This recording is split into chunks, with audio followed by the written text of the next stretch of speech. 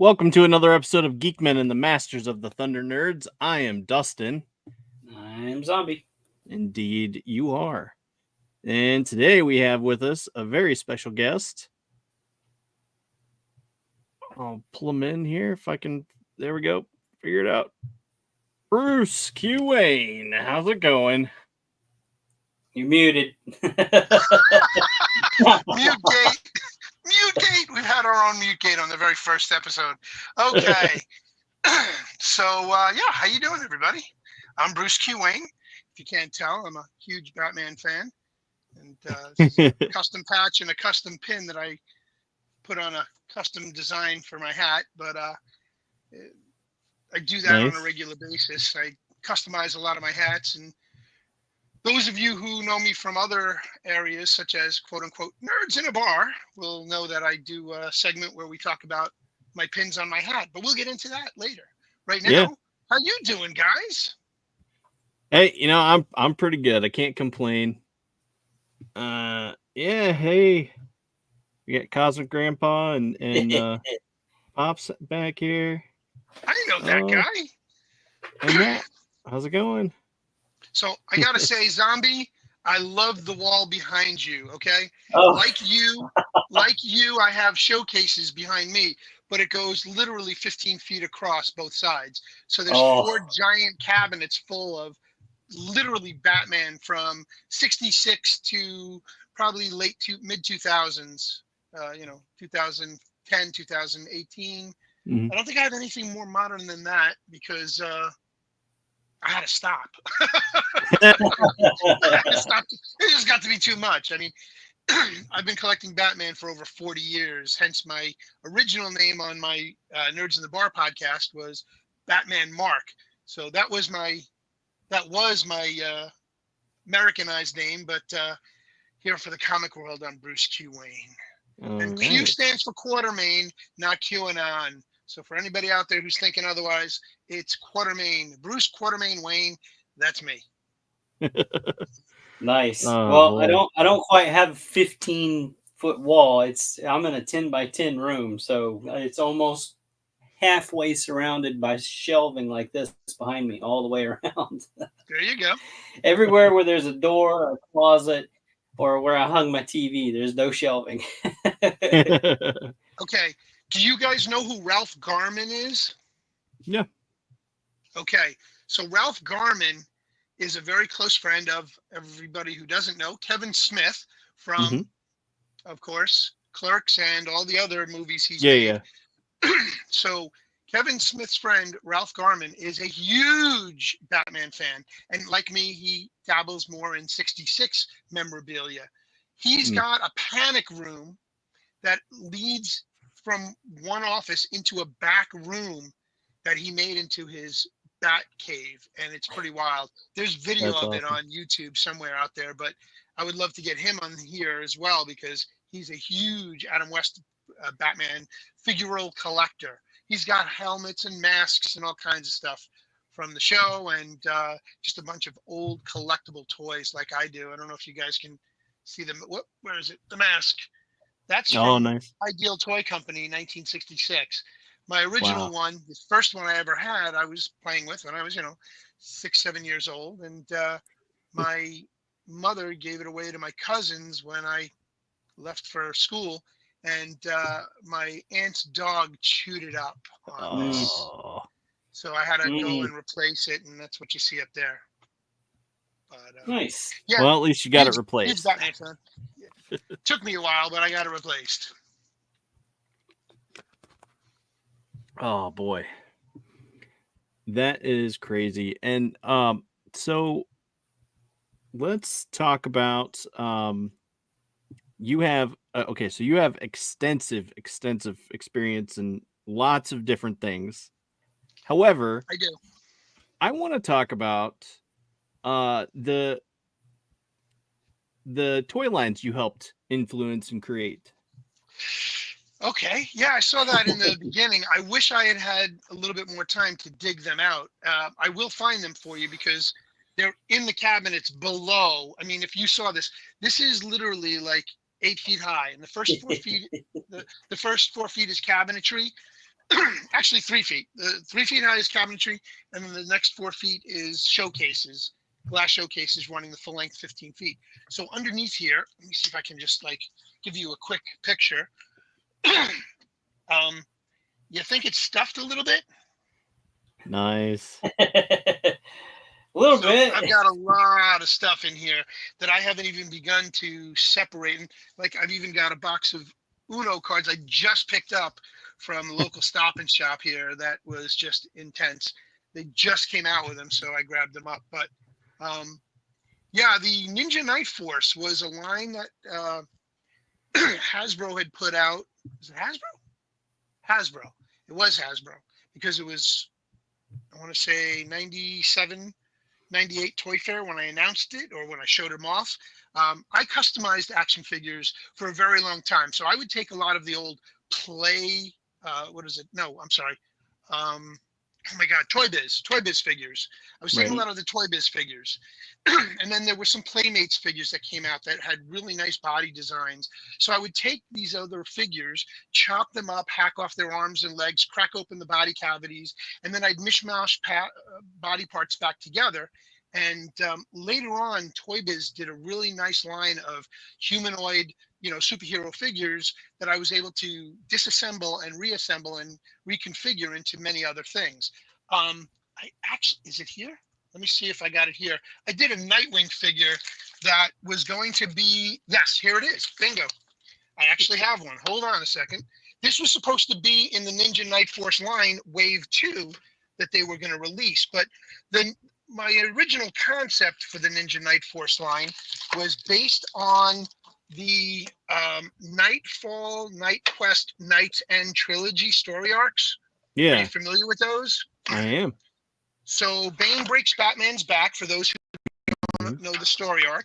Bane breaks Batman's back. Batman winds up, and everything's just falling here, so bear with me. 1 second. So Bane breaks Batman's back. Bruce Wayne can no longer be Batman. So what does he do? He gets Azrael. He brings in Azrael, Jean-Claude, I was going to say Jean-Claude Van Damme, but Jean-Claude Valet, who he lets take over the mantle of the Bat. I actually have a couple of figures here that I customized. I didn't realize they were in the showcase, so this is going to be cool. I actually found them readily handy and right up front. I wanted to bring out the other ones that were manufactured after the fact based on the customized figures that I did. I did a whole series of them. And being a huge Batman fan, I'm also a huge Nightwing fan. And so this is I'm sorry, not a custom piece. This is actually a manufactured piece. Whoops, get that in view. Oh, it's awesome. That it's got a lot of dust on it. I haven't cleaned these off in a while. You know that white film that gets on Rubberoid toys? Yeah. If you let them sit too long? Yeah. So this was a piece that was actually modified, that was designed based on something I had done 10, 15 years earlier. Hold on a second. Ready? You guys are going to get a load of this. Nice. So this was my custom design. I took the body cavity from, let's see here, get that right in. So it's still posable. I tried to make them as usable and posable as possible. I used Bondo, actual car Bondo, but I was able to break out the legs and make the same style cuffs that were on his legs. Oh, nice. But this was made back in 97, 98, and this was made in 2000, I want to say 10, 2009. Hold on, let me read his ass because I'm sure the indicia's on the back. You know what? I need a magnifying glass. I can't read it. So, yeah, it's really small. But I also had staffs for him, little batons, but they had fallen out, being sitting in the case for as many years as they had. But I did a series of action figures, customizing them from the Toy Biz figure line, and I made a series of the Ninja Quest, Knight's Quest, Knight's End action figure assortment. And actually, I do have the Azrael Bat up in the corner, but it's so high up, I don't know if I can reach it because there's a I'm rearranging, so I have a different showcase blocking my desk, so I can't get to that corner. But Yeah, it's all we'll good. eventually get there. Yeah, but I do want to show you a custom figure I made for Deathstroke. This is my version Nice. of Deathstroke. Okay. That's So cool. this was a Captain Wow. America figure from the what was the they did a compilation figure assortment with the gaming systems. What was the gaming system that was it? Oh, it's a Capcom? Capcom. Capcom. Yep. Okay, so I was right. So this was the Capcom Captain America figure that came with another figure, and I just hacked it up, and I left the majority of the figure intact. The belt, I didn't finish the belt, so part of it's red, part of it's orange, like the rest of him. I was able to take a sword sheath, which is just a solid. It's not even a real opening in there. I didn't have time to really go through and Dremel it out, but I did have a sword for him from one of the other figurines that I had an accessory for. I think one of the Spawn figures, actually, one of the early Spawn figures. And so the Bolero also came from like a Punisher figure or something that I had laying around. So I had bins and bins of parts. Like I had a bin just of legs. I had a bin just of arms. I had a bin just of upper torsos and heads and accessories, gun accessories, sword accessories, knife accessories. So I just kept making different figures. And being that I was going to Toy Fair and I was friendly with Alan Hassenfeld, who is one of the original grandsons of the Hassenfeld brothers, hence the name Hasbro Toys. Hasbro is Hassenfeld Brothers. That's how they shortened it. So Alan Hassenfeld is got to be in his mid to late 70s now. But I mean, I was going to see him back in the late 80s, early 90s at Toy Fair. And I would bring my prototypes of all the customized figures I did. And he liked them, that he would have me talk to the male action figure guys that were in charge, the managers that were running those teams. And so I would leave them I would take pictures. And back then I had a 110 camera. Okay. There wasn't cell phones where you could just drop them into an email and just send them to them. So emails didn't exist back in 88, 89. They, for the government they did, but not for us. So anyway, not everybody had a computer in their house. Now everybody's got a computer, a TV, and streaming services, and Roku, and God knows what, which I understand Roku is coming to Madness Comic Network soon. Shh. But anyway, spoiler alert, too late. Gotcha. So yeah, it's different things like that. I really enjoyed customizing. And when I found a figure that had a decent body type, I would put it on my workstation and I'd leave it there. And I knew eventually I was going to need it. So I had a box of figures that I would have stashed that I would eventually start breaking apart and piecemealing out and just making something out of them. So you've already seen two of the figures that I've customized. I have another Nightwing in the showcase. It's a little far back in the corner. Can you give me another second? Yeah, sure. Okay. So Ninja Knight Force didn't come out until I want to say 90, the end of 99, end of 98, beginning of 99. And so I based it on the period in the story arc where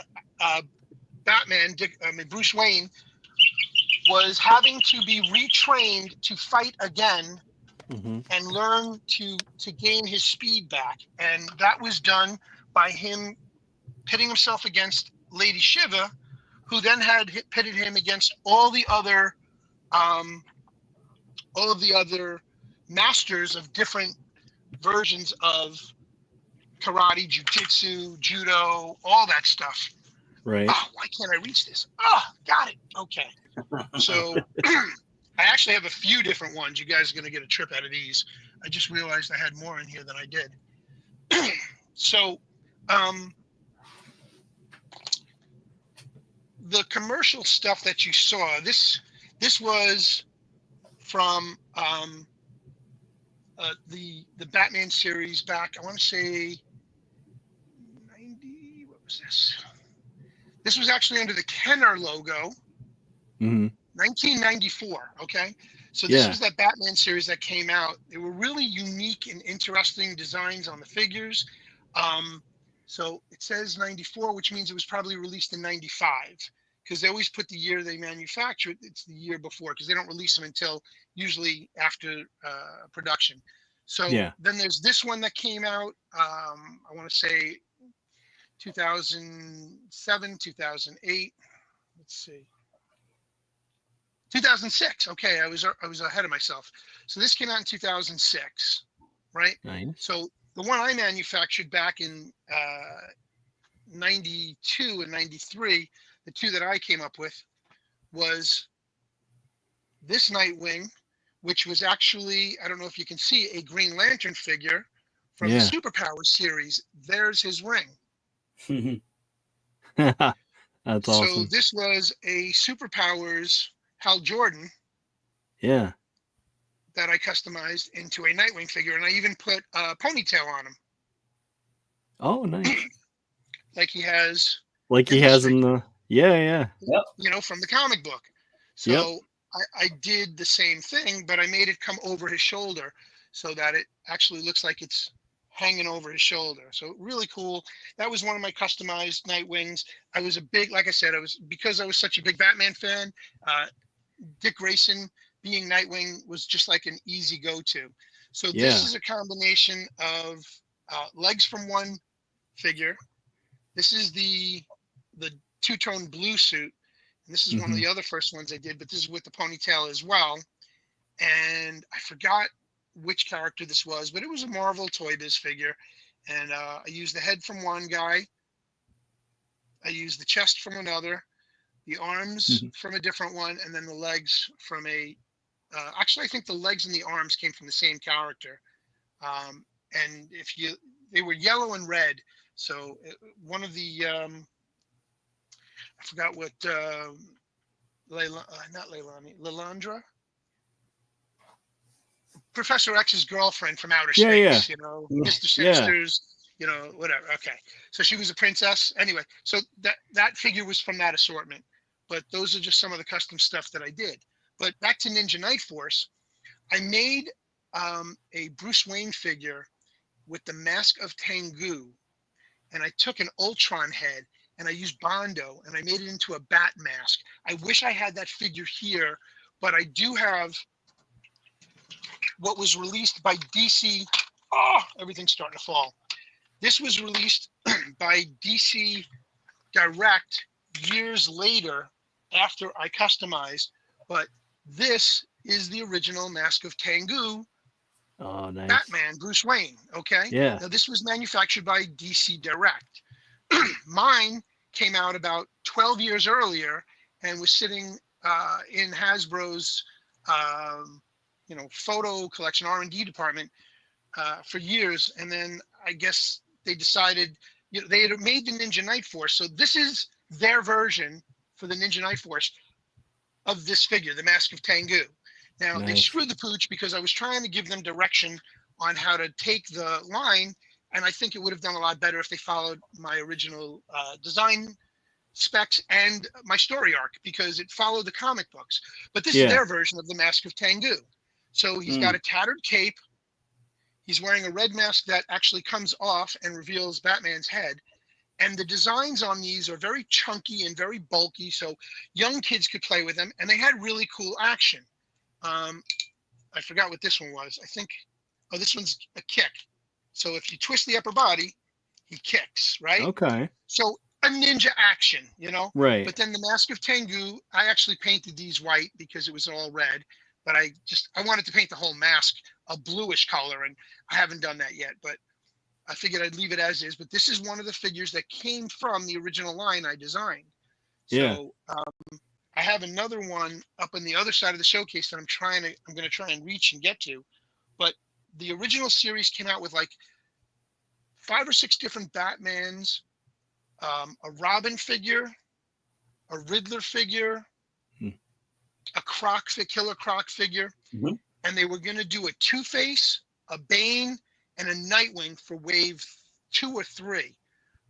They did one of Batman as an archer. They did one as Batman with some sort of a sword in the series, a ninja sword. But they didn't follow through, and they killed the line. They did great with the action. I mean, they've got an Azrael figure in the red costume, the original Azrael costume, And I've Yeah. got them up there, and that was based off of one of my designs. I took a Mr. Sinister cape from the Toy Biz line, the Mr. Sinister upper body, and then I put different arms and legs on that gave it the shoulder pads, and the legs came from, oh, I can't remember, the guy with the gray pants and the red cuffs, the red boots, cuffed down. He was wearing a red and white vest. Anyway, it was a Toy Biz Marvel character that I just chopped and hacked away at. But I'm going to try and see. No, it's too far up. I'm never going to reach there. Wait, maybe. I don't know. Hold on. Let's give it a shot. Give it a shot. No, I can't get in there. But so that was. Go ahead. Go ahead. What were you going to say, Zombie? I was going to say, I do remember that Killer Croc figure. I actually looked him up because Dustin and I was talking about it earlier. And that was one I bought, and I actually turned into a custom myself. I used that whole figure minus the tail. And are you familiar with the story of Beowulf and Grendel and all of that? Oh, absolutely. So I did Beowulf back in junior high. I read that book like 10 times. Yeah. It was one of my favorite stories. I made Grendel. There you go. What did you use? You used the Killer Croc as a Grendel? I used that Killer Croc figure. Yeah, I bought some fox fur and put on his back, and I sculpted ears for him and painted him all up. And the thing that drew me to it was the bulk of it, and it actually had an articulated jaw. Yeah. Yes, that's correct. An articulated jaw. Yeah. So yeah, I'm very familiar with that Killer Croc figure. I still have it somewhere, but it's like you, it's buried somewhere. when you locate it, I want to see it. I would love for you to pull it out and show it to us. All right. Yeah. It's going to be one day when I get in my garage and start cleaning up. There you go. It looks like that scene from Raiders of the Lost Ark at the end of the movie where they've got everything in crates. Like that's they pan out and it's all in crates. Yeah, that's my garage. I've been there. I've done that. Going through a divorce, I had to take my entire basement, which was my work station, but I had to take my entire basement and load it up into a trailer that's still sitting in my driveway with all of my Batman animated and the Batman animated figures and the entire collection of Justice League Unlimited. I had all of the figures for Justice League Unlimited mint on card, and unfortunately they got damaged and destroyed when we had a flood in my basement. And I lost so much I lost so many carded figures and such. It was absolutely obscene, really bad. But I know I'm not on screen. Just bear with me. I'm trying to pull other stuff out of the cabinet that I just found, realizing what they were. But I did tell you that I was big. I was big with both Hasbro and Mattel, and so I did a series of figures for Mattel later on. I don't know if you guys remember the Rescue Hero figures that came out. Mm-hmm. Okay. Yeah. So sort of. I have 5 kids and I now have 4 grandkids, but my oldest boys were big into the Rescue Hero figures. And being that I was in the toy industry, I started talking to the guys at Mattel. It was just after they took over the license from Hasbro. Hasbro let the license for Batman lapse. The evergreen property of DC Comics, they decided to let that go because they were going to focus more on Transformers and G.I. Joe, which I don't think was a bad choice because I think they've more than made their money up on Transformers alone, just continuing to do that. And I don't know if you guys saw the last movie, Rise of the Beasts or something. What was the last? I haven't, no. CGI okay, you got to watch it. First off, it takes place, and I'm not going to give you any spoilers other than part of the movie takes place in Peru, which is where my girlfriend is from. And she's an international artist. She works 4th generation Inca Indian, 3rd generation looming artist. And so she's the one who told me that the last live action CGI movie was Rise of the Beasts. Rise of the Beast was filmed in Peru. So Machu Picchu, which I had taken her and her daughters to the year previous. Last year we went and saw I took them to Machu Picchu last year, and the movie came out only just shortly thereafter. I didn't even know about it, but we saw the movie the other night, and I was like, that's crazy. It's like we were right there. But Yeah. anyway, I digress. The Rescue Hero figures was the chunkiness of those figures was ideal for preschool, and Right. they were dabbling in the real heroes, the realistic heroes, the fireman, the policeman, the paramedic, all the different types of work that could be done. They were giving the kids, the preschoolers, something chunky to hold on to. So before Mattel came out with a series called Superheroes, Mm-hmm. Super Friends. I'm sorry, DC Super Friends. I don't want to spoil it, so hold on a second. Let me see if I can do this. See DC Super Friends? Yeah. Yeah. Okay. So they did a series of those figures because of me. I had originally taken the Toy Biz Captain America figure right here. Mhm. And I customized, where the hell did I just put? Oh, there it is. I customized this one into a Batman figure. Yeah, I love it. Yeah. And so I did a 3-dimensional chest emblem from Bondo, and I hand customized that. I had to shave his cuffs on his booties and then add Bondo to make the points in Batman's boots. Yeah. And then I had to add, as you can see here on his gauntlets, he doesn't have fins, but Batman has fins. Nice. So I really had to customize this a lot. And then I made a utility belt from Bondo as well. As you can see, Captain America's belt is just great. So I did a lot of manipulating on this one figure. It was more of an add-on customizing than anything else. But if you can see the faces, the blue eyes are basically exactly the same. Mm-hmm. And so That's I awesome. made a Batman figure from Captain America. Now, Batman's not complete without Robin, right? He's always got to have his sidekick. Like, I don't know if you guys know Creative Chaos, Christy Mack. Hi, Christy, if you're out there listening. So Christy Mack is a dear friend of mine, and I work with her, and she's so good. She has Batman as her sidekick, so I play her sidekick. But anyway, here is the custom version. I mean, the commercial released version of the Batman figure I customized. As a matter of fact, you can still see the red feet on this one, the Captain America one. Yeah. Anyway, so this was mine. This is theirs. This is actual Mattel production. This was released a year and a half after I had given them these as prototype designs. Yeah. They absolutely loved them. And then, because I am an Adam West Batman fan, as you can see, the blue and supposedly gray cape and all, they did a blue one for me. Nice. Not for me, but for release, for public release. And so they made those, and then I went and I decided I wanted to make a Robin to go along with Batman. So I took the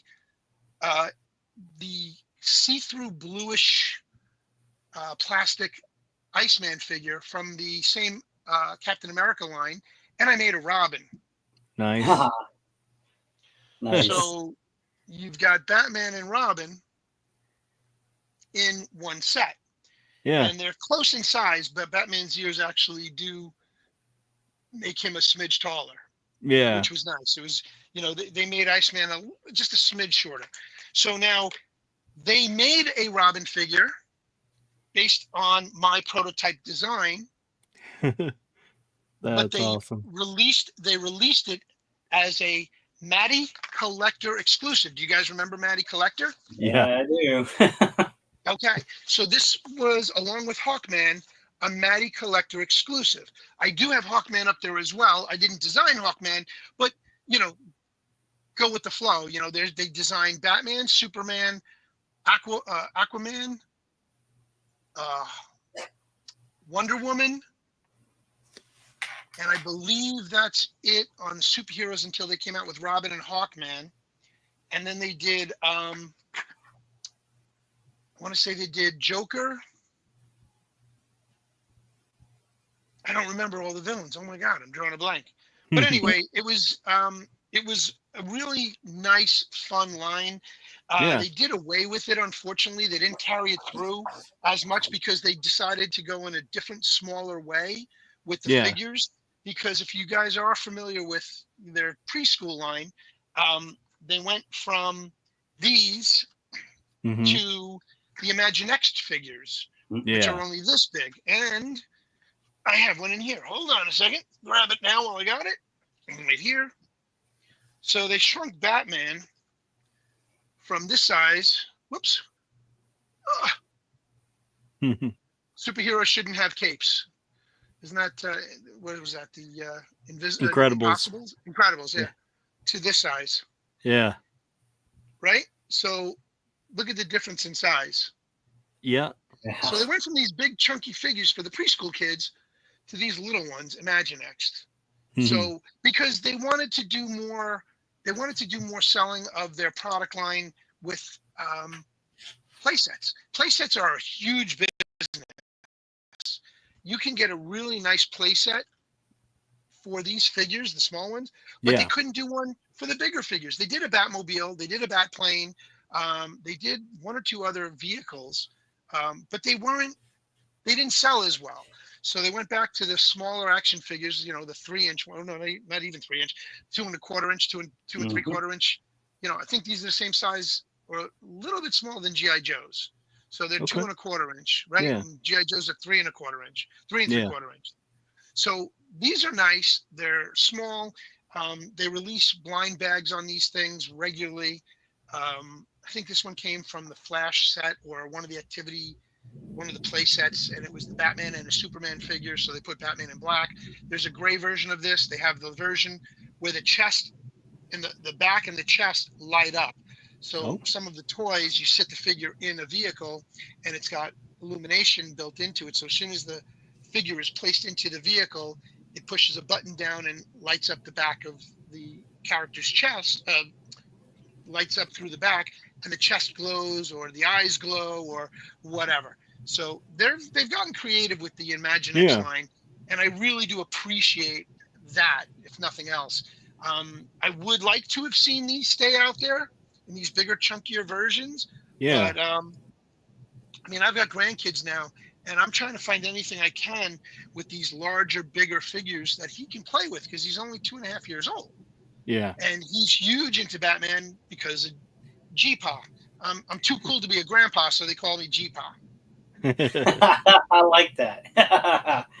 So, so I've been customizing and making figures on my own probably since the mid 80s because I was doing it in college. I was doing it back in college, right out of college.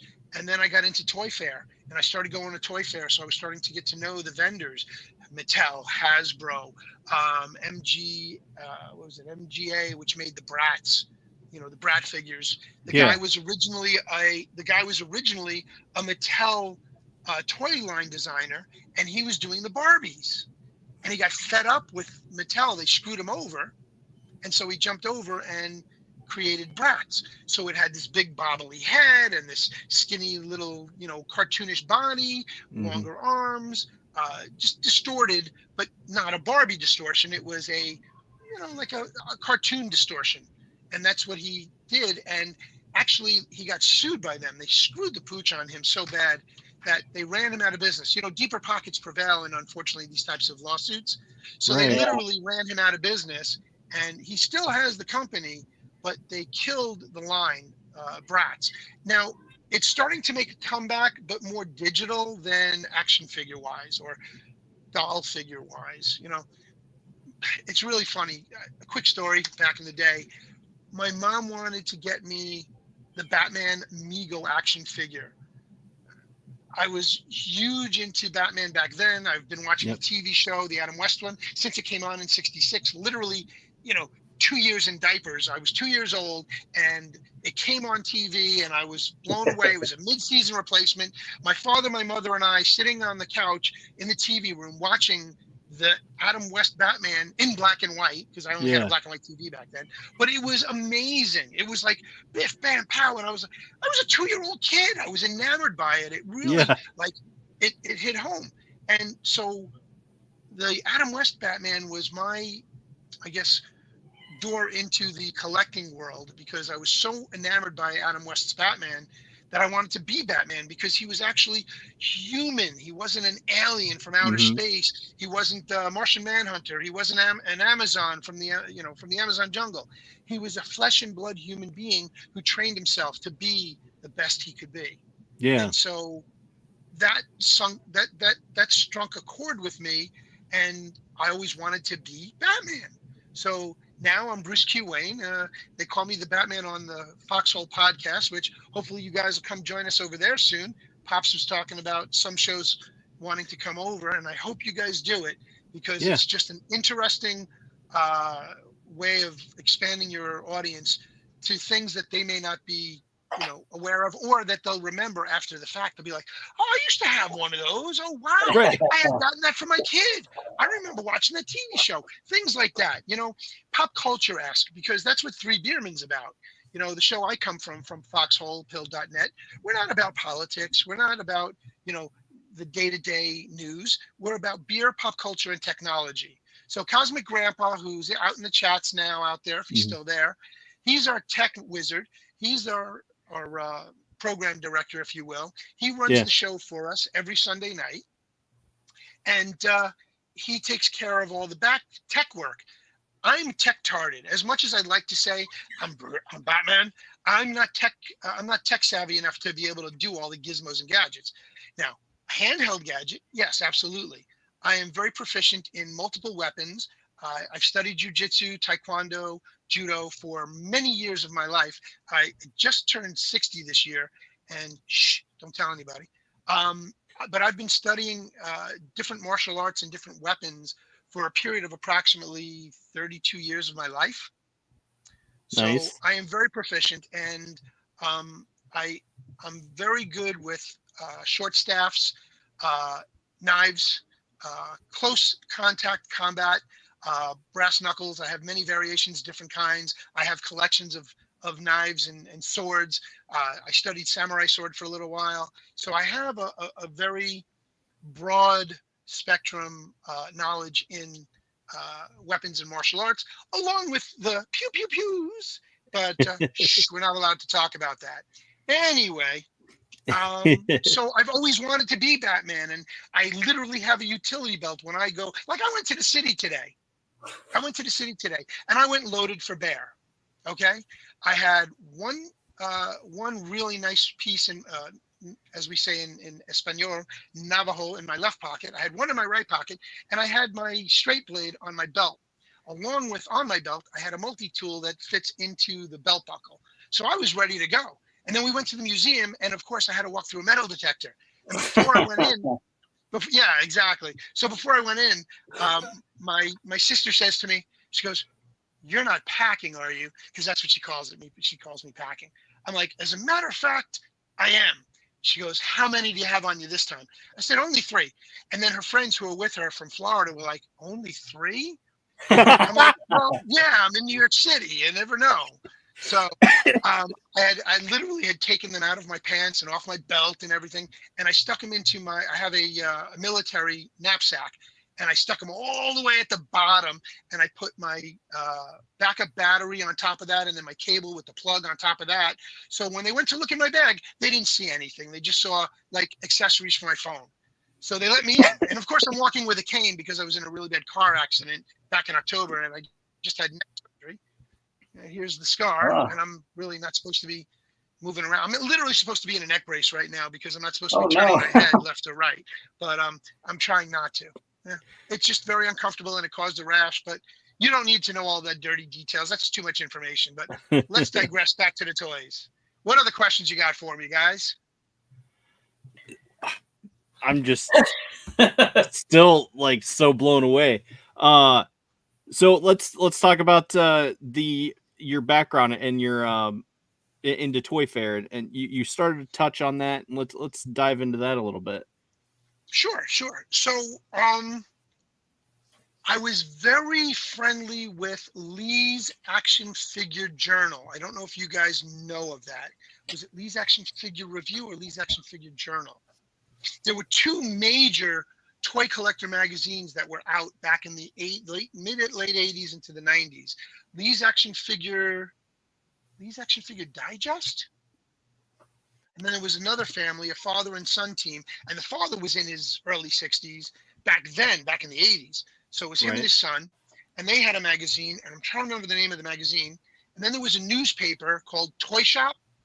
Right. And Toy Shop is the trade newspaper for the toy collector industry, that what eBay became. Okay, Toy Shop. If you Google Toy Shop newspaper, it was a magazine that came out once a week, and you could find it only at rare newsstands. Like, you had to go out of your way to find it. Yeah. And I got a subscription to it. So before eBay even came into existence, or Etsy even came into existence, you were going through Toy Shop magazine, but it was a giant newspaper.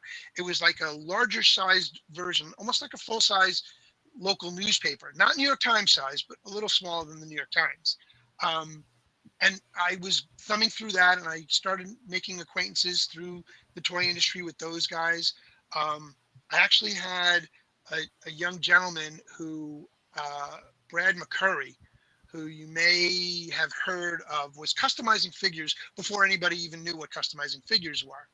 And then there was Jesse Falcon, who was a customizer like me that we used to meet up at Toy Fair, and he got a job with none other than Toy Biz. And Toy Biz got bought up by Marvel, and then Marvel got bought up by Disney. He's still with the company to this day, and now he's just an advisor for the Marvel toy line. But he was literally the toy guy. And it's amazing, because I've interviewed people like, I don't know if you know who Marty Abrams is. It sounds familiar, yeah. Yeah, why does that sound familiar? Okay. Mego Toys. Okay. So yeah. So Mego Toys has been around since the 40s. It was his parents' company. He was working with his parents. His parents wanted out. He took over the company, and he created Mego Toys. And all of his contracts were literally done on a handshake. His, outside of Captain Action Figures, the Mego line was the real true first line of one action figure company putting out both DC and Marvel at the same time. You had Spider-Man and Batman. You had Tarzan, Hulk, Thor, Superman, Wonder Woman, Catwoman. I'm trying to think what they came out with in the Marvel line. But they had a variety of different licenses that all done on handshakes. Whereas today, an evergreen property like Batman, DC Comics goes for millions of dollars for a toy company, and you only have that licensing right for a period of time of, I think, 5 to 8 years or 5 to 7 years. It's been a long time since I did any kind of contractual stuff, because everything I did was mostly freelance. And because I ran my own business, and this was a hobby to me, but I dedicated myself to going to these toy shows, and I met a young man by the name of Gil Makita, who was my partner in Nerds in a Bar. For anybody out there who wants to go check those out, it's Nerds in a Bar on YouTube. You can check us out, youtube.com/nerds in a bar. And we did a series of approximately 200 plus videos. We have over 1,000 plus subscribers. Please subscribe to the channel, because somewhere, someday, I may want to resurrect Nerds in a Bar, depending on whether or not Gil wants to or not. We're going to figure something out. But we never made any money at it. It was never about the money for us. Right. It was about the collection. It was about expanding our collection. So could I have monetized? Probably. But that's not where I was at mentally. It was just like, oh my God, treasure hunt. It's the thrill of the hunt. For those who, you guys know what I'm talking about. Yeah. Getting a figure. And I watching last episode with Zombie showing us his sword that he made with 4 Horsemen. Oh, that's just absolute. That was beautiful. Things like that are just amazing. Exactly. So you made one, you took pictures of it, and you blasted it out. So that's how I started with Hasbro and Mattel, just making the figures and bringing them with me to the shows. And it wasn't until probably early 2000s, I want to say 2007, 2008, as Mattel was starting to take over the line. It was really interesting that oh, I lost my train of thought that flashed on the screen. And I dropped. Yeah, Nerds on the Road. Yeah. Nerds on the Road. Very cool. Yeah. Oh, gonna be Nerds awesome. on the Road. Yes. So that's going to be the new name. All right. Pops is already working. Pops is already working our idea. We're not going to talk about that now, guys. We'll talk about that later because that's a spoiler for another time. I've spoiled enough already. So you're taking your customs to shows with you. Mm-hmm. Right. So Mattel took the license away from Hasbro in 2007. So it wasn't until 2007, 2008, 2009 where I had to start signing NDAs. Oh. Yeah. For those who don't know the acronym, non-disclosure agreements. Mm-hmm. So I had to start signing non-disclosure agreements when everything was done with Hasbro was just by going to Toy Fair and being a friend of Alan Hassenfeld's, Hasbro Toys. It was just amazing because back then I didn't need to fill out NDAs. I was just showing him toys, and then he'd have his toy managers from the boys line reach out to me, and I'd send them pictures and hard mail because there was no email yet. Right. There was so much back then that, like Marty Abrams did everything on a handshake with DC and Marvel. And actually, Marty Abrams lives here on Long Island. And I happen to know him and his new business partner, Doc Migo. Paul and Marty brought Migo back recently within the last 7-8 years. But all because of Paul, Dr. Migo, you can look him up. He was huge Migo fan when he was younger, and as he got older, he continued to collect. He started reproing stuff too, like I did with the customizing. He was doing with Migo figures. So he was taking Migo figures and he was creating accessories and body parts and all kinds of amazing stuff, and that got him in touch with Marty Abrams. He proposed something to Marty Abrams. Marty Abrams said, "You build it, I'll back you, but you've got to come up with everything."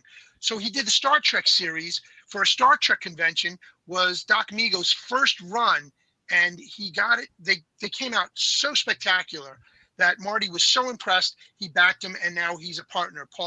Doc Migo is Marty Abrams' partner on the new Migo lines that have been around now probably about, I want to say maybe 12 years.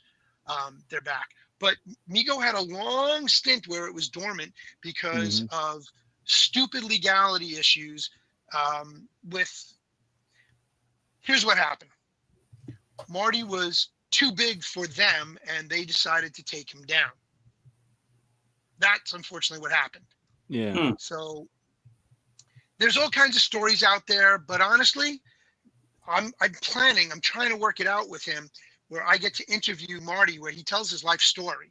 So whether we do it here or whether we do it on Madness Comic Network or we do it wherever on some form, I want to get his story out there because he's got stories that will blow your mind. Just his conversations with Stan Lee about the Migo line, his conversations with DC Comics, not Denny O'Neil, Julie Schwartz.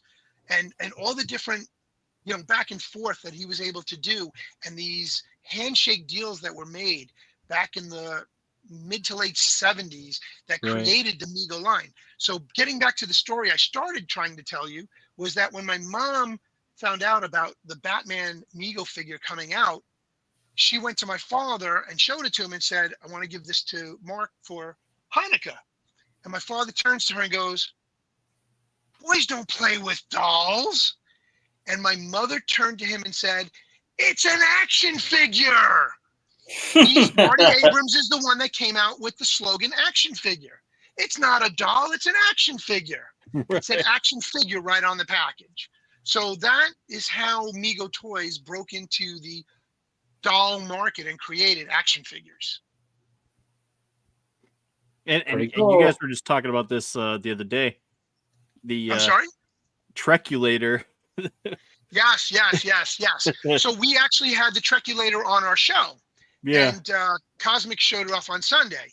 So there, I don't know anybody that has one, but Cosmic, it's not going to be hard to go on eBay and find one. I don't know how much they're running for, but I'm sure Cosmac Grandpa will locate one if he truly wants to get his hands on one. He'll probably create his own and show it to us in another couple of months because he's not tech savvy. No shit. You got to see some of the stuff that Cosmac Grandpa creates. That's what I told Brian from Super 7 because I asked him when they were going to do My Pet Monster. And he kind of just brushed it off. It's like, well, they're still kind of out there. You can go find one if you want. I said, screw that. I'm going to make one, and then I'm going to show it to you. Exactly. And they love that. They love fan input. I mean, look at Four Horsemen.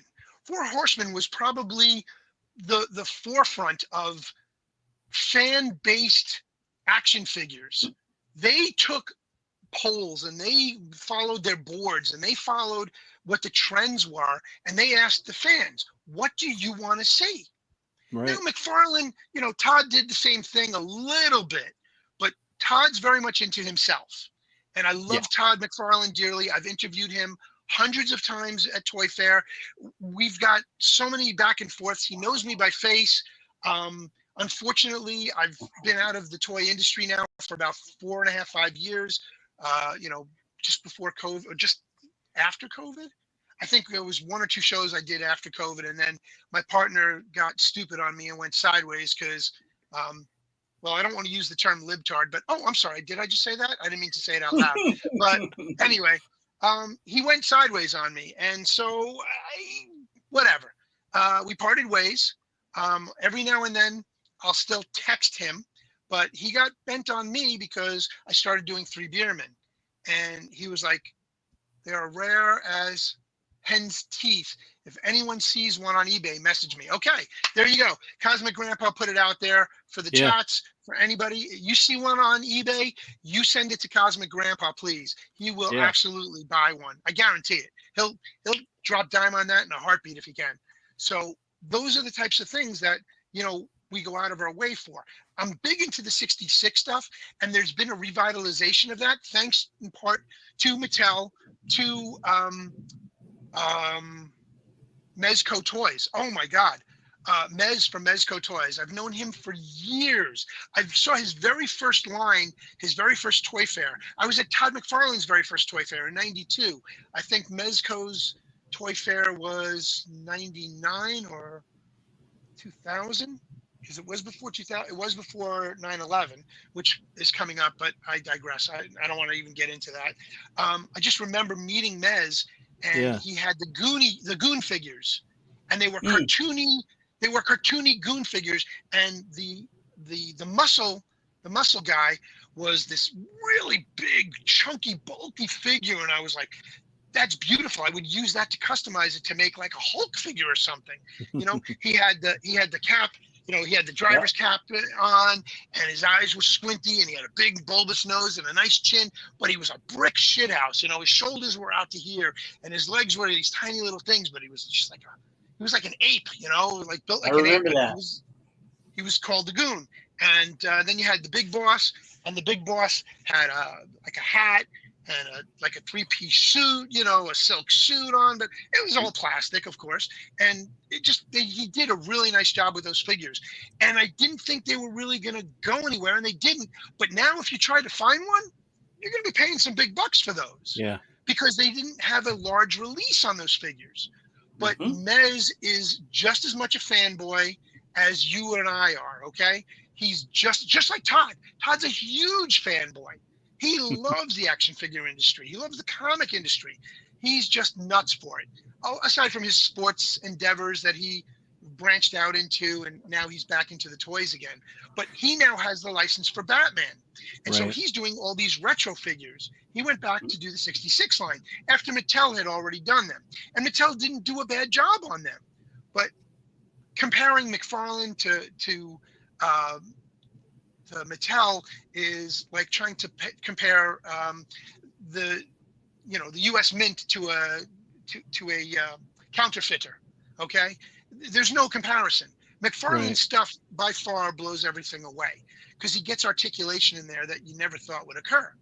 Mez did the same thing for a long time, and he still does them in the Mego-esque sized figures that are called 112 scale, the 112s. The 112s are by far just the most amazing.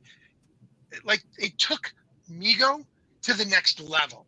Yeah. Like, you could take these figurines and pose them and put them in statuesque forms, fighting each other, and put them in a showcase, and they look like statues. But you have cloth costumes, you have rubber masks, you have all kinds of just crazy details. And you have multiple change out in hands and heads and faces, details of, you know, the squinting eyes to the bloody lips, you know, it's like just amazing detail. And I've been on the fringe of the toy industry literally the last 40 plus years. And I can't say I do miss it. I do miss it. I don't know if I want to go back into it the way I was, but Pops and I got an idea, which I'm going to put on that back burner still, because no spoilers since I've already done enough today. But we've got plans. We've got plans. And being semi-retired really helps because I can do some traveling. So we'll see. I think that's part of my problem, because like you, I've been customizing for a long time. I've been customizing for 32 years now. I started back in '92. Just popping and swapping parts from the original scale G.I. Joe figures or whatever. And then I slowly started painting stuff. Then I started sculpting, and like you, popping bodies apart and Frankensteining stuff together. And but yeah, I love that term, Frankensteizing. I created the term Frankensteizing, and I used to write articles about it, Frankensteizing. And I actually had an article that I used to write for cartoon, what is it? ToonNetwork.com, I believe was the name of it. But I used to be there. It Figures was my article. It's called It Figures. And I would review the newest, best, hottest, you know, whatever was coming out. And at the time, it was Batman the Animated. So that goes back to '92, when, you know, the internet was just getting started and there were message boards, you know? Yeah. So that I had an It's Figure article that I would put out once every 2 weeks on ToonNetwork.com, I believe is what it was. I'll have to go back and look that up. I don't know if you're digging for it now, Dustin, but I digress. I'm sorry. I didn't mean to cut you off, Zombie. Go ahead. Nope. 92, no. you were customizing. I was just going to say, my biggest problem is not knowing enough people in the industry. I think, you know, I'm not able to travel to all these conventions and everything and show people like in person, go, hey, I made this, you know? Yeah. Right. But I've posted, like you had mentioned, with message boards and stuff. I joined the Fwoosh, and that's where I used to post a lot of my stuff. And then I kind of shied away from that for a little while and just kind of went underground. But I never stopped customizing. I kept working on my craft. I learned how to mold and cast pieces. So I wasn't always just limited to, well, I've got this one figure and I don't want to mess it up, but I need a part of it. So I figured out how to do all that. And then years went by, and, you know, there were still other message boards out there that I kind of joined or whatever. And then Facebook came out and Instagram. And now that's mostly where I post all of my stuff. But as far as like knowing them like you have, like I know no one. Well, you're also probably about 15, 20 years younger than me. Yeah, I'm wait, what year is it? I'm 44. So, okay. And I just turned 60. So like I said, about 15, 16 years. There you go. Yeah. But yeah, it's literally right out of college. I graduated college. I started working with my family in the family business. And I was able to take off time from working because at the time my father owned the company and I was just one of his staff, but he relied on me a lot during the holidays. And Toy Fair was always in February, which kind of fell on February break. They've moved it around many times since. I think it was supposed to be this past last May. I don't know if it ever happened. Next year, I think, is the last year Toy Fair is going to be held in New York City, and it'll be held at the Javits Center. So do me a favor, gentlemen. I'm going to put this on you because I've got so many other things on my head right now. I'm dealing with I got too many balls in the air. But I'm going to ask you to look up the next and final toy fair in New York City. And I want Pops and you guys to come out to New York, and we're going to get media passes, and we're going to do Toy Fair, the last New York Toy Fair. And we're going to videotape it, and we're going to run shows for it, and we're going to have a blast. What do you say? Sounds good to me. I'd love to. I'm gonna have to pull some strings to make it happen, though. I'm kind of planted in place. I completely understand. You know, like I said, I have a family of 5 boys and girls, right? 3 boys, 2 girls. They span in age from 21 up to 33, right? But they were babies, you know, when I was still doing Toy Fair, and they loved when I came home from Toy Fair. And as the boys got older, my 2 older boys would come with me as my assistants, and they were my what do you call them? You don't pay them; they come in, and colleges do it all. Interns. They were my interns. Yeah. So they were my interns. So I got badges for them as my interns, and they would carry my camera bags and my gear, and you know that. And we would go from showroom to showroom to showroom to showroom, and we'd do videotapes, and we get together, you know, all kinds of stuff. And the swag bags we used to get were incredible. We would get sample stuff that was one of a kind, you know, 1 of 100. Jack's Toys would put out the wrestling figures.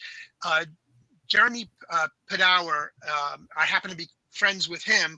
He is now one of the main guys at, oh my God, I'm drawing a blank. Holy shit. He does the other wrestling figures from, not ECW. What's the other line with Chris Jericho was with them. Not ECW, the new one from, it used to be Jeff Jarrett's organization. I wish I could help you. I have no idea. You're not wrestling fans. Not a huge wrestling fan. No. I don't know. I can't even think of it right now. I'm drawing a total blank. But anyway, Jeremy Padower was the head of the boys' toys at Jack's Toys. AEW? And that's when they did TNA. I'm sorry? AEW? TNA. Thank you.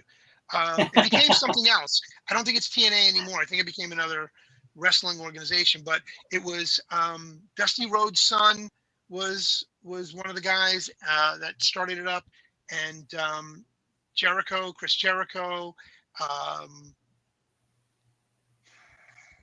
Jeff Jarrett. Anyway, long story short, Diamond Dallas Page was part of that organization for a little while.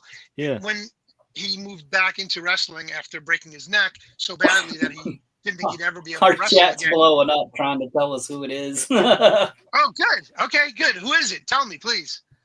No, well, they're saying TNA, AEW, TNA, AEW. Thank you. There you Thank go. you. AEW. Figure Fight Club, Nick Dubuisson. Somebody else said it. I lost him. Okay. Thank you so much, guys, out in the chats. I appreciate that, because I'm 60 years old and I've forgotten more than I can even begin to tell you. It's crazy. You can only hold so much. Yeah, well, there's always something new coming out that I got to worry about instead. So I'm constantly doing that. Cosmac Grandpa will tell you, like, I'll be talking about something and then I'll be like, shit, lost my train of thought. That's what happens when you're ADHD and you're not taking your self-medicated marijuana breaks. So yeah, that happens too. But yeah, it's been so many years thinking about it now, how many different people I met and I saw and I got to interview. Do you guys know who Mike Uslin is? Michael Uslin? No, I can't say I do. Yeah, it doesn't sound familiar. Okay. Michael Uslin is the main licensor of anything Batman movie related. He bought the rights for about $20,000 back in what was it, 85, 86, and then released the Michael Keaton movie in 89. And he's owned Batman ever since. So any video, any cartoon, anything put out in the movie theaters or on TV has to have his stamp of approval. He's written 2 books. about his life with Batman and growing up with Batman. So he's as much a Batman fan as I am. And I got the opportunity to actually interview him at one of my buddy's comic shows. I know a lot of Comic-Con producers, these guys that put on the shows, promoters, if you will. Mikey Carbo owns Big Apple Comic-Con with his partner Peter, and Michael Uslan. Originally, I think you're breaking up, Bruce. Yeah. Looks like he froze. Yep.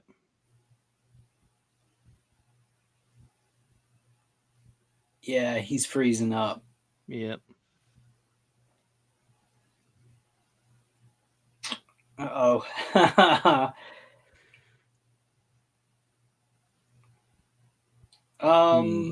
Well, Bruce, I don't know. Okay, there we go. There we go. Okay, I was going to say, if you can hear us, we definitely can't hear you. I was going to suggest leaving the studio and coming back in. I was just about to do that, and then we came back live. So I just saw 3 spinning wheels, one for each of us. So I knew something went down. Maybe they didn't like me talking about Michael Uslan. I don't know. Who said it? You must be on a list. Yeah, it must be on the list. But yeah, it's been an interesting ride. Oh, there goes Pops. What's up, Pops? Oh, I was just coming in to stand up in case you couldn't get back in right away. Okay. There's our man behind the curtain. Yeah, that's right. That's right. Here. We back each other up around here. Absolutely. That's part of what I love about the network.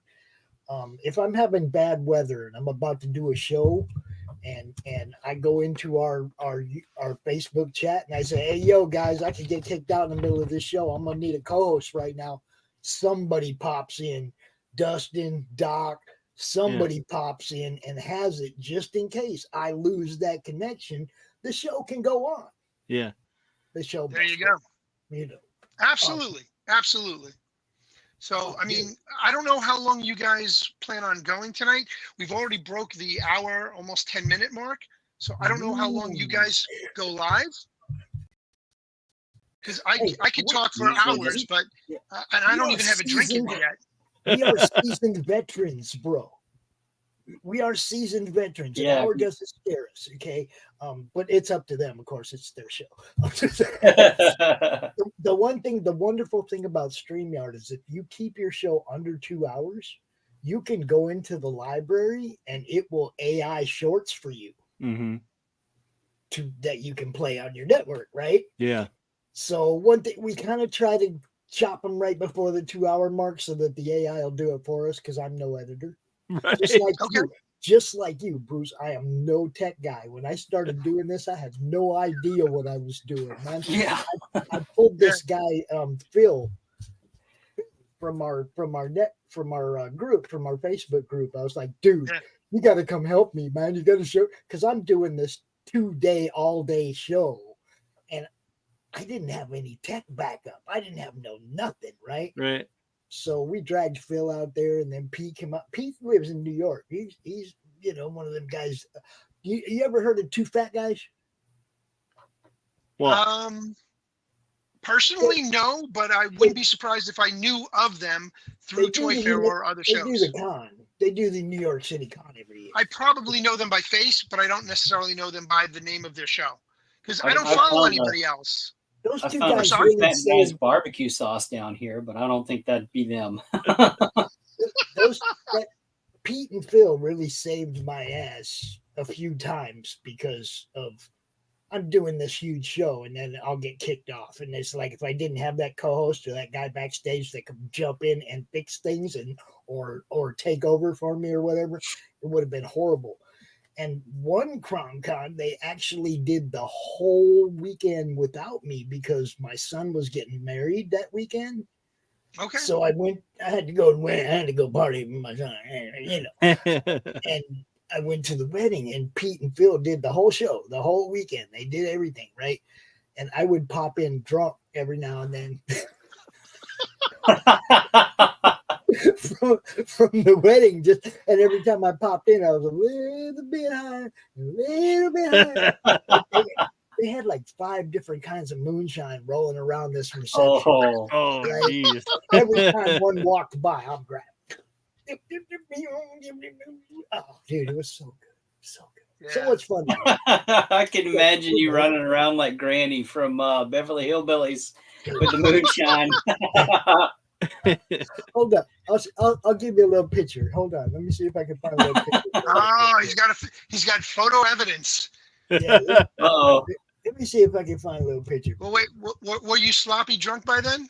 Oh man, I was. Well, the picture I'm going to show you is I was probably not too far gone yet, but at the end of the day, I was tuned up. Okay. I got a couple of pictures I'm going to show you because this was a unique experience. oh, I love it. I love it. yes. So That's great. Spider-Man is Spider-Man. That's me and my son, and Flash are his best man. Nice. That's great. Love it. Love it. But yeah, man. I actually tried to name my kids after Batman characters, and my wife gave me a really hard time. I was able to finally get one of my kids named after Dick Grayson. She allowed me to name my last son. His middle name is Grayson, but I wasn't allowed to give, like, my oldest son was going to be Grayson Wayne because I just loved the combination of the 2 names. So it was going to be Grayson Wayne, last name. And, look at. There you go. It's me and my son and my It's grandson. beautiful. And your son's name is Jor-El, right? No. I did not get to name him, okay, but I'm okay with. I mean, she named him. She gave him my middle name and named Travis. But she gave him my middle name, and I was like, I'm okay with that. There you go. But I mean, he's a good kid. What can I tell you? Yeah, I don't think he ever does. Yeah, I don't think he sleeps either. Look, when I first started doing this, when I was doing those CromCon shows that were all day, and then I was back again the next day right away, and people were seeing me texting and popping up all night long, and they're like, dude, what's up? I'm naturally this way. If it wasn't for weed, I'd be through the ceiling, okay? That's I why can relate. I can relate. I'm the same way. I am just, So wait, I have to ask you, Pops, are you a sativa guy or an indica guy? Depends on the sitch. Okay. If I'm standard trying to go to sativa, sleep, but if I'm trying to go to sleep, I'm gonna drop on that hard indica. I mean, but for the rest of the day, I'm having a good time. Sometimes I'll make a blend. I'll buy flavors, and sometimes I'll just take a little piece off of like the 6 different kinds and stick it all in a blender. Grind it up and smoke it up. Grind it up, roll it up, smoke it up. It's always. I don't ever.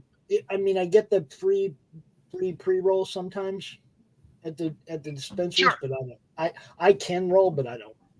I'd much rather. I have a machine. I have a machine to help me roll, but I prefer a pipe. I have a mini. It's this big, but it's a standard size pipe bowl for regular tobacco. But the stem is only this big, so it's a mini pipe. Actually, I can't show you mine because I can't show you what I usually smoke out of because it's embarrassing. I mean, it's a naked woman. It's a naked woman lying on her side. You remember the other day I showed you the one that looks like a crack pipe. Yes. I can't stand smoking out of that anywhere in public because it looks like it looks like a crack pipe. Okay, I got you. Right? I showed you mine. But I had this one that I like so much that I won't give it up. It's duct taped together to a steel straw because it keeps falling apart and falling apart. You know the glow in the dark, what do they call these, polyurethane or whatever pipes? Yeah. It's got a little metal bowl on the inside, right? Yeah.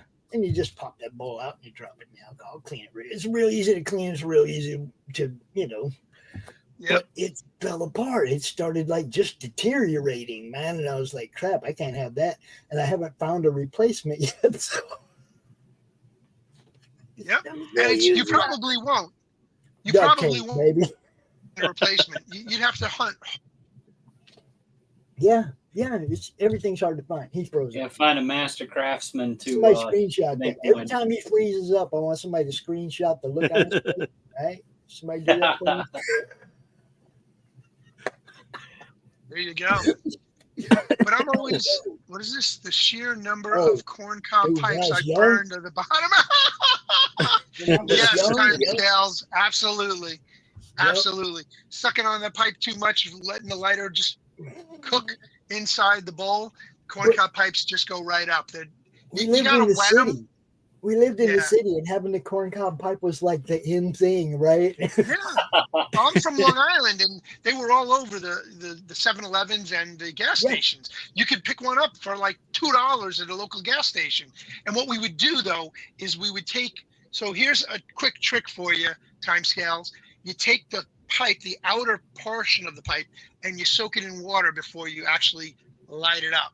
Because if you got the outside wet, it's not going to burn through. So we used to do that. One of my friends couldn't find any water, and he stuck his freaking pipe in Coca-Cola. So it was sticky to the touch. You were holding the bowl, and your hand was getting tacky from holding the Coca-Cola, soaked pipe. So no. the horror stories, the funny stories, there's several of them, I'm sure.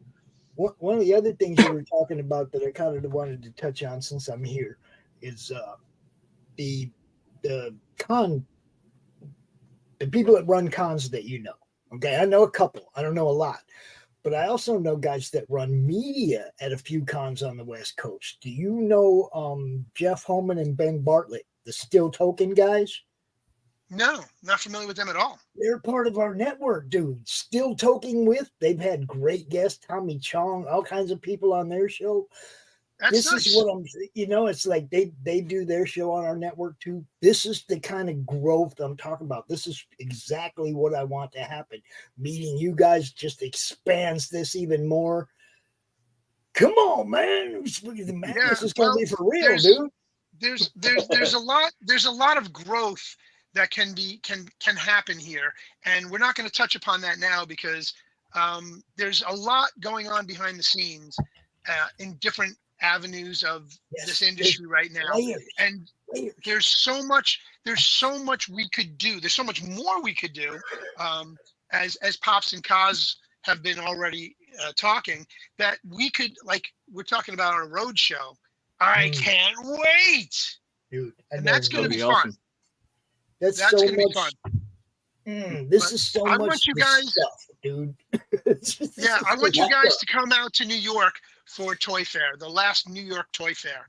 So I've been told it's going to happen in 2025, but we'll figure that one out. What I looked up, it says February 20th through the 23rd, 2027 is the last one. Yeah. Wow. 2027. All right, so you guys have 2.5 years, 2 years technically, 2 years to get your shit together so that we can all go. Is there going to be one in 25 and 26, or is it just one more? I don't know. That's the question. Yeah, that's the question. I'll have to give some phone calls to some of my friends. Cosmic smiling out there, he's funny. But I'll make some phone calls and I'll talk to some of my other buddies that are still in the industry that I keep in touch with. I got a friend of mine who used to run the Barnes and Noble's toy department.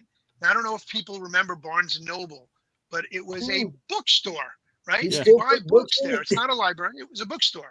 And they had their own toy department. And my friend ran their toy department for like 25 years. And then when they closed the one in his neighborhood, one of his clients was actually Harvey Weinstein, believe it or not, a long time ago. Anyway, him and his deformed penis, but who cares? The whole point is that he went from my buddy went from there to Target, and he now runs the Target toy store department out by him out that way in Connecticut as well. So he's moved his way up, but he's still in the industry, And I'm going to give my buddy Rob a call and tap into him and see what he can tell me, because I would love for you guys to come out. If there's one in 2025, we should definitely do it. Yeah. It's like this, guys. There's a lot of layers to what we can do. Yeah. Now that it's legit, now that we have people that even more connections. Okay. Mm-hmm. You know, I got some connections. He got some connections. He got some connections. He got some connections. Everybody's starting to. Man, it has so much potential. It just needs everybody to want it to happen. You know, it's about networking. It's always been about networking and logistics. Networking and logistics has been my game literally my entire life. It's weird because I just do it naturally. God rest his soul. My father always told me I could sell their own shirt off of their back if I tried hard enough. I was always that good at just selling. Why I can't sell my own stuff? I can tell you why I can't sell my own stuff, because I won't let it go. I'm afraid to let go of my toys, damn it. I've got so much, guys. I got 4 storage units full of stuff. Like literally, I have wrestling figures over here. I've got miscellaneous stuff over there. I've got Marvel. I've got Disney. I've got Turtles. I've got 125 or 130 original Teenage Mutant Ninja Turtle figures still on card. Oh, yes, I have Lady Death as well. Yeah, that's a great figure. That by far was, yeah. And this is in like pretty damn good shape too, bro. Yeah. That thing, man. This, you know. I've got the Purgatory from that. She's hanging on the wall. I'm looking at it right now. Purgatory, and I think I got Angela too.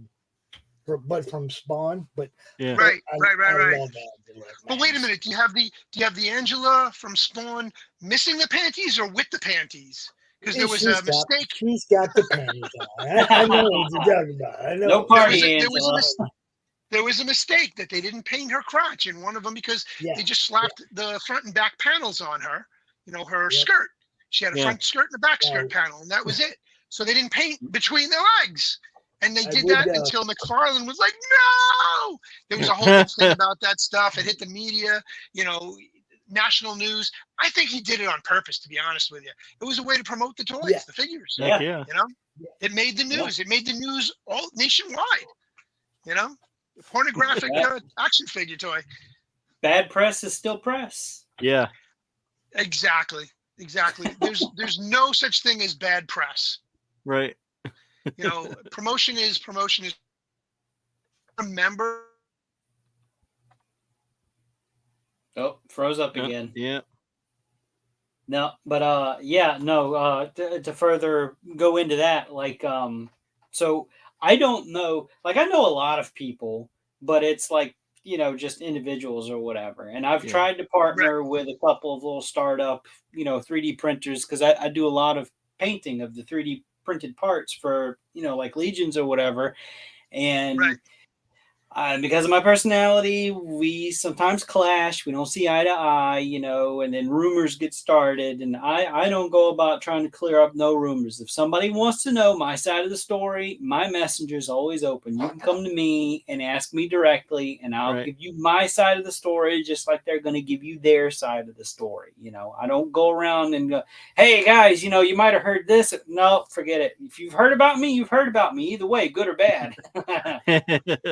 Their side, your side, and the truth, and nobody will ever know the truth. It's not going to matter. Right. Yeah. Well, so, very true. Very true. It's like this. The truth is the only thing that really does matter. Problem is, Pops, you're not always going to get the truth. Just like you're never going to get the truth about the stolen election in 2020. But I digress. I won't go there. We're not going into that. That's not what we're about. But no, okay. Anyway. I just have to throw it in there. No, there's two things we don't. Sometimes.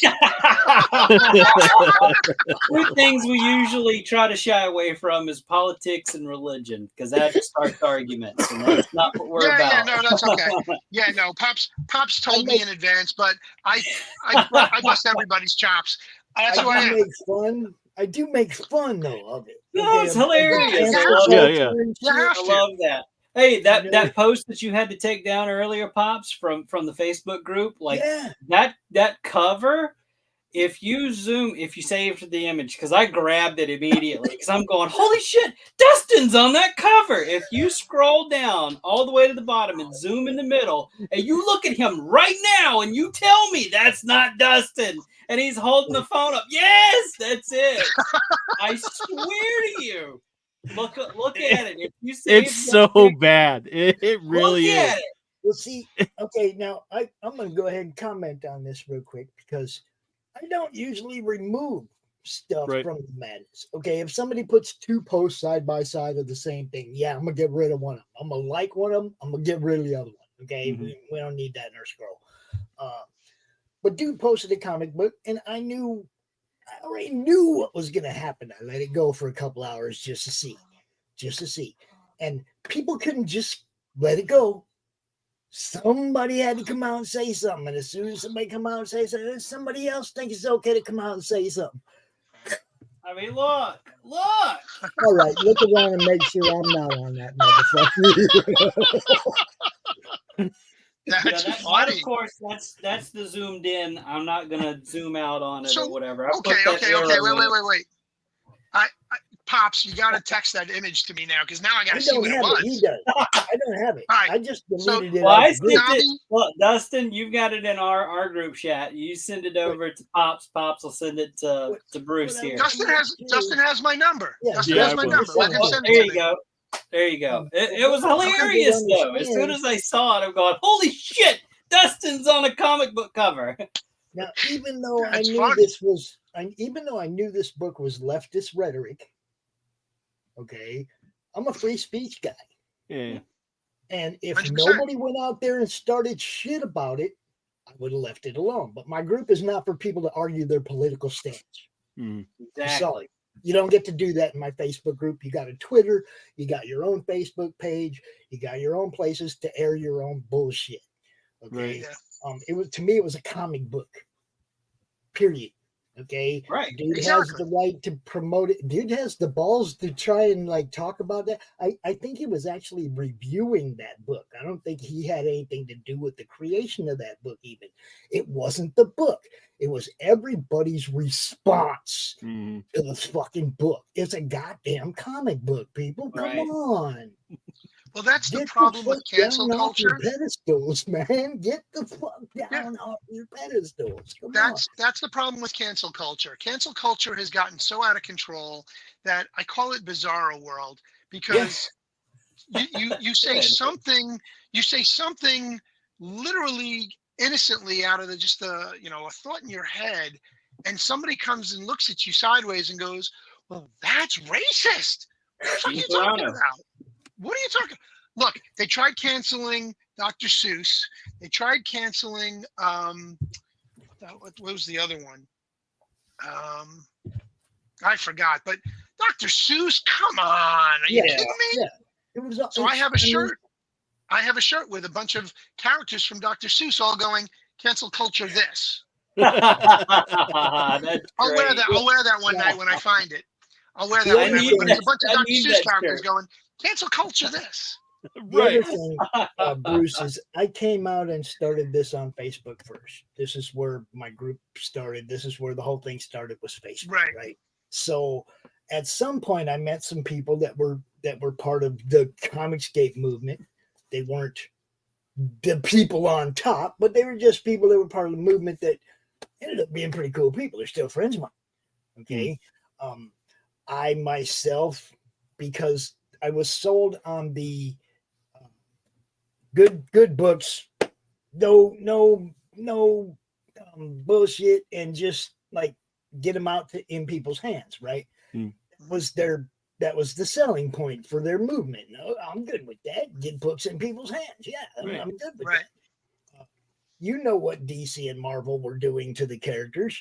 I don't have to go into all that. It was a movement against the destruction of the shit we love.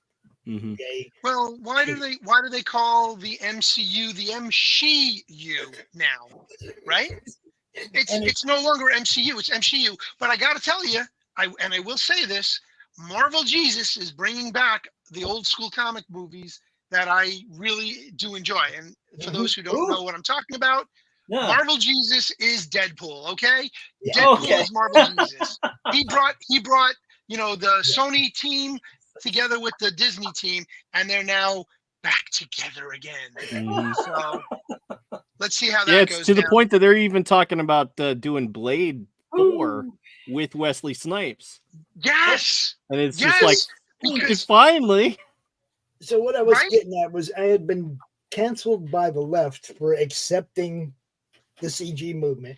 Yeah. And then I was canceled by CG for not dropping my friends that were still doing good stuff. I don't care about make good fucking comics. I don't care about your goddamn politics. Don't make it part of my life. I'm one of them people that thinks the farther you get away from the fence, the more chance you're gonna step in shit. nice. Yeah, that's a I custom. saw you made. dusting it off. I saw you dusting Yeah. it off. That was nice. Yeah, You That's a gotta do custom? that. that is a custom. Yes, that is the base body is a That's beautiful. Netflix Punisher. All right, and then of course I used the Wesley Snipes head. That's a cast that I made. Nice. It's got See, that's one thing I glasses. never did. I never did Yeah. casting. I'm It a is sculptor. definitely it's an art form all to itself. The Yeah. sunglasses on him is from a McFarlane Terminator figure. This Nice. is a print that I got from it was either Casting Cave or the guy was going by Resin Armory on Instagram. The coat is from it is a movie Cyclops figure that had a trench coat. I don't remember that. I don't. Oh yeah, it was not. It was I. It's kind of a hard figure to find or whatever. But yeah, the buckles I mold and cast it off of another. It was some DC figure or something. So, but yeah, that was Nice. my. I even painted the tattoos on the back of the neck. It's hard to see. Oh, very cool. Very cool. You did a beautiful job on that. I got to tell you, this Zombie, one- that was one thing I never could get into was casting my own, making molds for my stuff. I was always a sculptor. I needed to physically make it with my own hands. I know you make a mold with your hands, but it's not the same. So, but yeah, here's a mold that I did off of one of my sculpted heads. It was a pumpkin skull kind of thing. But yeah, so I would take that original head. I don't have anything within hand's reach to show you, but it starts out like this, and I could do it two ways. I could do it this way, and I sculpted a stem for the top of the head, and I didn't need the stem on it because for this one, I just needed really the face part of it because I was putting it inside of a hood. So it had that pumpkin skull kind of face inside of a hood. So this is it's a rubber latex is you brush on, and I have it here because I'm still making molds with it. That's wild. That's amazing. Still doing it. Takes a long time though. No, I know, but you know what? You could do a show just on how to make a mold. Well, no joke. My method is very inefficient. It could take a month just to make one mold for one piece. And there's a lot of other people out there that are a lot better at it that they have the stuff that you can pour and it solidifies within like an hour or whatever. Right. A month? We can get a lot of content out of that. Well, that's what I'm saying. But you could even speed it up. You could do video shorts that you pull together and make a whole show out of it. Just do one show on mold building, and if it does well, you could do part 2, part 3, part 4. There's so many details to doing something of what your caliber, and I just don't have that proficiency. I just love working with my hands. So taking Bondo, the car putty, and building it on the figure and then sanding it down to get the right angle and the right texture and all that stuff is so. This is the thing. Hold up, guys. This is the thing. Anybody that's doing anything, painting little miniatures, anybody who's doing anything, you can do it in front of your fucking camera, guys. You I can put never- the camera on and do it, and that's content, and it shows people your talent. It's good for your portfolio. I can't even explain how much self-promotion fucking matters, guys. I love that one. Well, who is that? That looks like That's actually, that was a sculpt by a guy named Kevin DeLeese. It's a private project that was under a company called My Action Figure Customs, where they did a lot of 3D printed parts specifically for Mythic Legions. This row right here behind me.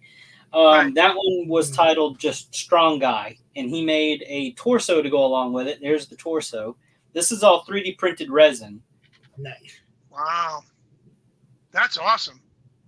Very So cool. we have so many Trying to people- get him back into painting and stuff. we have so many people that like include little 3D minis in their comic campaigns and shit, little 3D miniatures of the characters and all that shit.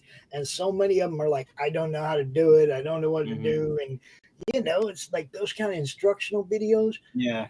Man, there's a place for them too. There's a place for everything in the madness, bro. If you have a skill you can teach, See, just set a camera up when you're doing it. Just talk about it. That's all it is. You set a camera I've done up. that before. Back before I, got cancer and all that. I used to set up a camera and have like an open, just hey, customize.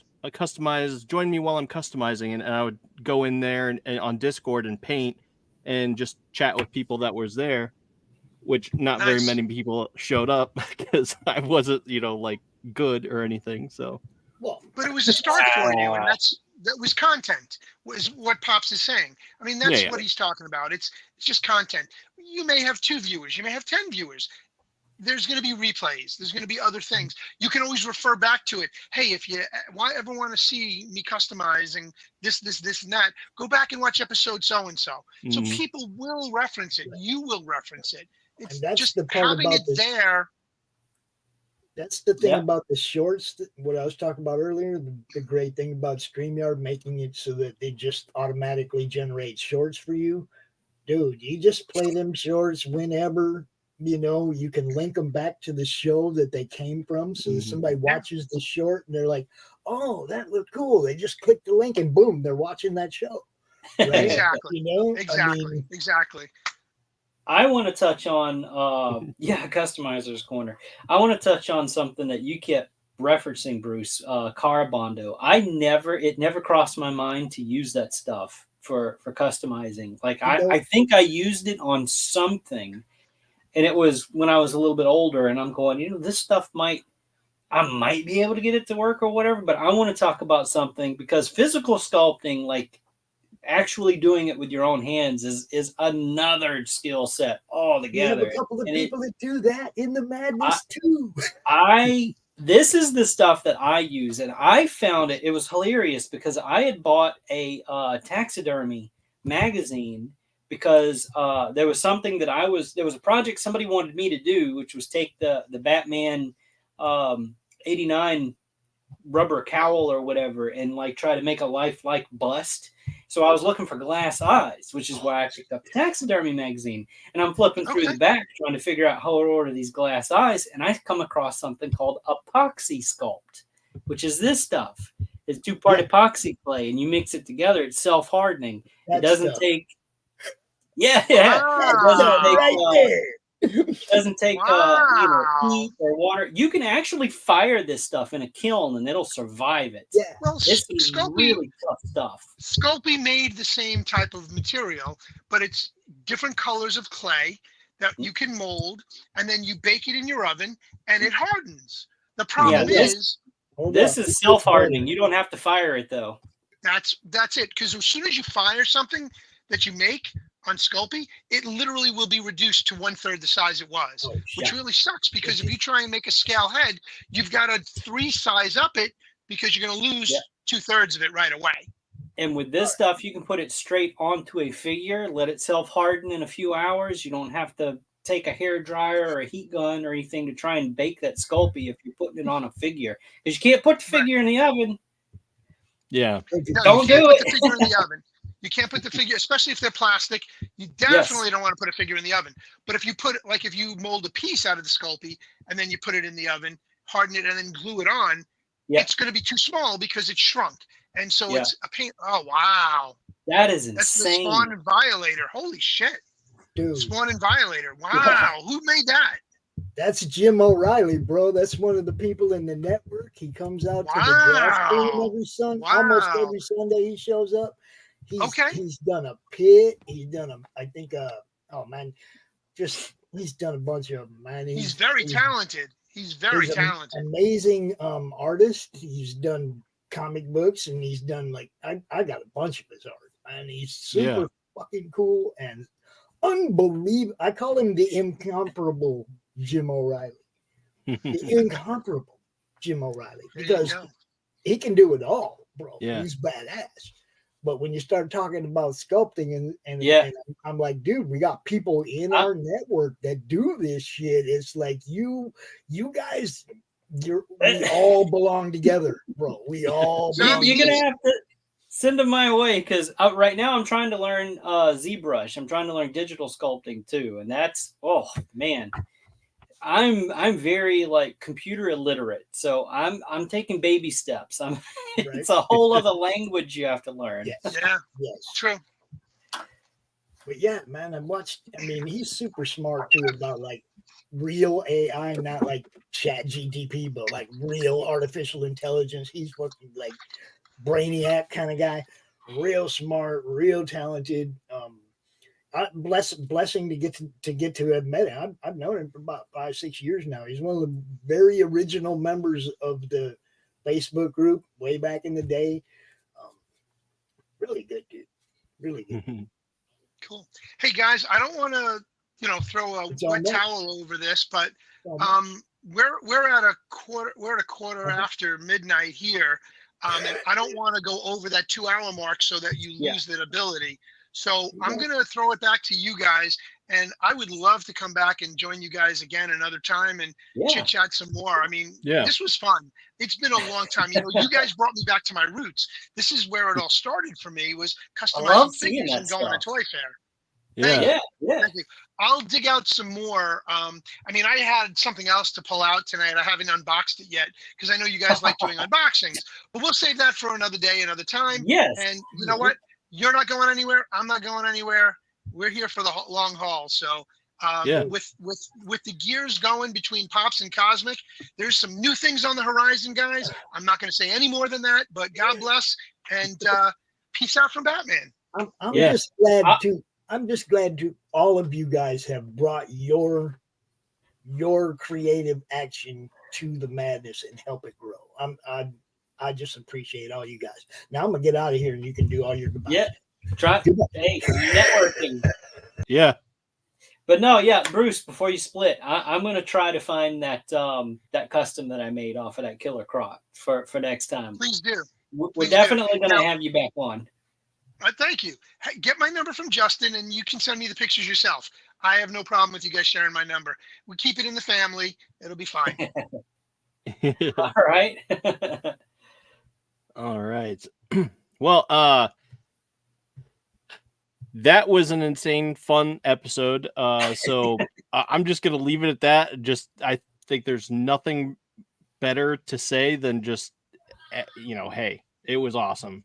And, feedback from the comments. Thank you to the also viewers. Saying it was a great show. So thanks again for coming out and hanging out with us. No, absolutely. Thank you for having the show, because like I said, It Figures was my article back in the early 90s, and to have Its Frickin Figures to be here tonight is just amazing. So thank you very much for bringing me back home to my roots. I really do appreciate that. Yeah. Happy to do it. And so until next time, I'll just say Thundercats ho. Thunder Nerds ho. There we go. Nerds ho! I finally got it. All right. I know, right? I need the thing. Where'd it go? What was that? I don't